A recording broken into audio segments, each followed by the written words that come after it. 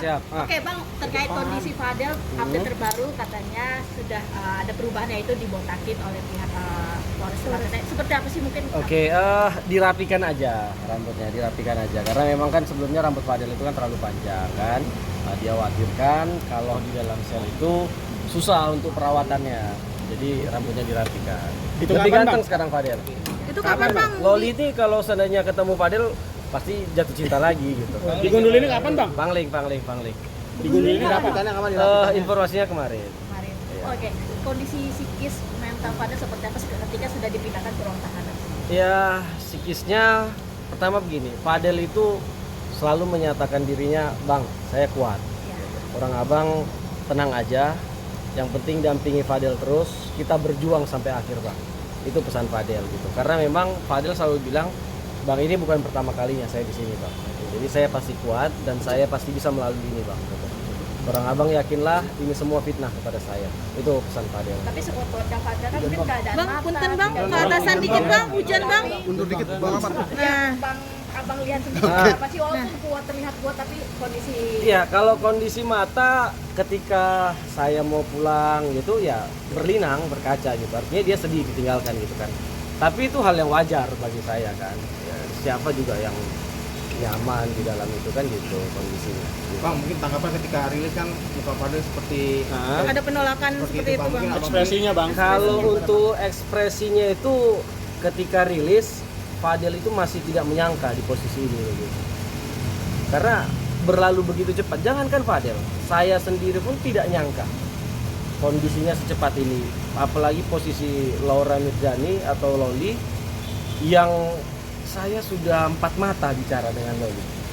Dan saya tekan di situ sebenarnya Loli. Bukan baik-baik saya ngomongnya, saya tekan gitu. Karena memang saya menginginkan fakta gitu. Karena lawyer ini ketika mendampingi klien selalu menyampaikan kepada klien itu untuk bicara jujur aja gitu. Supaya kita tahu materi pembelaan apa yang akan kita hadirkan ke depan. Materi pembelaan apa yang akan kita buktikan nanti di persidangan gitu. Kalau seandainya klien tidak jujur, ini akan menjadi sulit pada ruang pembelaannya gitu. Makanya saya selalu nekan itu kepada Fadel itu jujur kepada saya. Bolehlah kalau mungkin kepada teman-teman media dia masih melakukan pembelaan, tapi kalau kepada lawyer jangan gitu. Supaya lawyer ini bisa melakukan pembelaan secara maksimal gitu. Karena pembelaan itu ketika orang sudah melakukan bersalah, berarti kan kita harus mengupayakan supaya hukumannya ringan, supaya ada unsur-unsur pemaaf. Kan gitu poinnya. Tetapi kalau Fadel menyatakan dia tidak bersalah, ya udah kita perjuangkan gitu. Kita nyatakan sampai putusan nanti bebas begitu. Bang, artinya Abang masih meyakini apa yang disampaikan Fadel itu jujur atau Keyakinan saya sekarang di posisi 50-50 gitu. Kenapa, Posisi Bang? saya di 50-50 gitu kan. kenapa Bang bisa begitu Bang?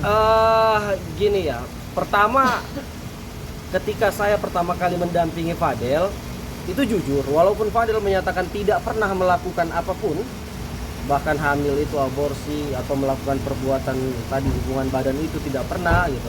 Saya sebagai laki-laki normal dan sebagai orang yang sudah lama hidup di Jakarta merasa tidak percaya gitu loh. Karena mohon maaf, memang Jakarta ini benar yang orang bilang gitu, lebih kejam daripada ibu tiri kan begitu kan gitu. Artinya dan pacaran di Jakarta ini ya banyak norma-norma yang dilanggar gitu kan. Seperti pelukan itu udah hal biasa, ciuman itu udah hal biasa kalau di Jakarta kan begitu kan. Nah saya tidak meyakini itu awalnya 50-50 kan gitu. Nah kemudian ketika Loli lari dari safe house itu kan kami hampir 1 malam gitu, hampir 24 jam bersama gitu. Saya tanya, saya gali gitu, bersumpah demi Allah di situ Laura Mirjani menyatakan tidak pernah melakukan. Di situ saya langsung confirm 100% ini mereka tidak bersalah. Saya akan perjuangkan, saya akan bela di posisi itu. Nah, kemudian ketika hari ini Loli merubah keterangannya, gitu, jadi balik lagi seperti sedia kala gitu. Jadi 50-50 lagi keterangan saya ini. Nah, saya coba berkomunikasi dengan Fadel secara intens. Saya coba yakinkan dia akan lebih dekat lagi untuk supaya dia jujur. Karena memang seperti komitmen kami di awal, ketika perbuatan itu ada, ya kami sebagai laki-laki yang dipegang pasti omongannya. Kami dari awal sudah menyatakan ketika Fadel berbohong kepada kami, konsekuensinya kami akan tinggalkan dia. Gitu. Dan ini sebenarnya sudah sangat ramai di Instagram saya. Apakah ini buzzer atau siapa saya tidak tahu, tapi di Instagram saya itu perharinya lebih dari 500 orang komentar meminta kami mundur sesuai dengan komitmennya. Dan di sini saya jawab, kalau memang, ya kan, karena memang saya sampai sekarang belum melihat bukti yang mentersangkakan dari Loli. Ini saya lagi upaya. Tadi saya ketemu dengan penyidik mengajukan permohonan salinan BAP, dan penyidik akan merekomendasikan ini kepada Pak Kasat untuk kemudian kami akan menerima salinan BAP itu. Nanti situ kita pelajari lagi. Berarti sampai detik ini Fadel masih, ya maksudnya masih bersikeras tidak pernah bersetubuh dengan Loli. Masih. Fadel 100% menyatakan bahwa yang terjadi ini adalah fitnah. Sakit Bang Rahmat, kata dia. Ini adalah fitnah.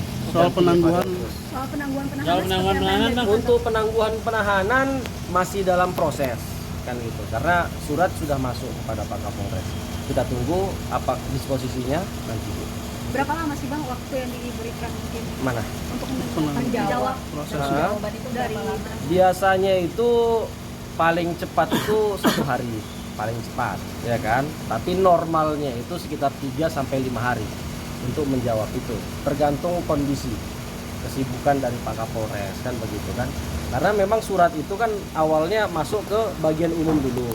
Dari bagian umum disposisi barulah naik ke meja Pak Kapolres. Bang, penambahan yang jadi jaminan siapa Bang? Yang jadi jaminan di saat penangguhan penahanan siapa? Untuk yang menjadi jaminan itu Pak Umar, ayah kandungnya. Iya. Dan itu pengajuannya sendiri kemarin kapan Bang untuk suratnya sendiri? pengajuannya Takut apa gimana? sekarang tanggal untuk ketika ditangkap kami itu mengajukan permohonan untuk tidak ditahan. Itu dulu. Di malam penangkapan, kan ditangkap jam 8 malam. Ya. Tanggal 13 ya kalau saya tidak salah. Nah, di jam 9 atau jam 10 kami secara cepat langsung mengajukan permohonan untuk Fadel tidak ditahan. Tetapi permohonan tidak ditahan itu dianggap belum bisa disetujui. Sehingga Fadel tetap dilakukan penahanan dan besok harinya dilakukan rilis terhadap Fadel, kan begitu.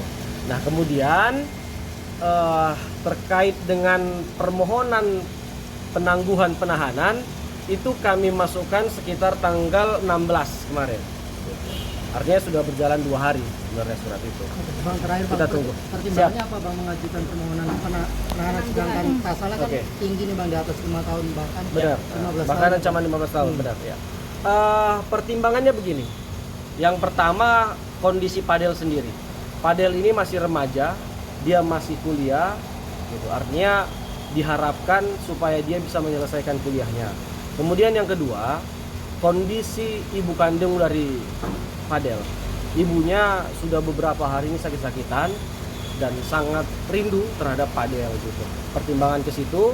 Yang ketiga, bahwa Fadel sudah dijadwalkan sekitar bulan Maret akan mengikuti kompetisi dance internasional di salah satu negara gitu. Jadi kami berupaya untuk Fadel bisa tetap membela Indonesia gitu. Dan yang keempat, ada beberapa prestasi-prestasi Fadel yang selama ini dan ini mengharumkan nama Indonesia.